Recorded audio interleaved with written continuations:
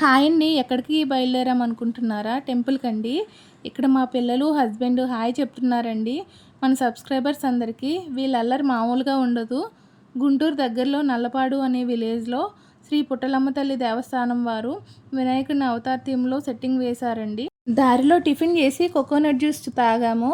10 minutes పట్టిందండి టెంపుల్‌కెళ్ళడానికి. Main road మీద నుంచి కొంచెం దిగి నడిచాము. టెంపుల్ వచ్చింది.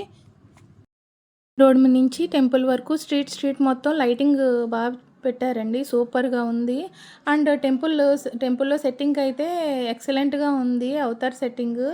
ఇక్కడ చూడండి, అవతార్ స్టాట్యూ వచ్చేసి మూవ్ అవుతా ఉంది. ఎంత బాగుందంటే అంత బాగుందండి అవతార్ యానిమేషన్ అయితే. అవతార్ సెట్టింగ్ పక్కన ఒక సైడ్‌లో అండి శివుడున్నాడండి.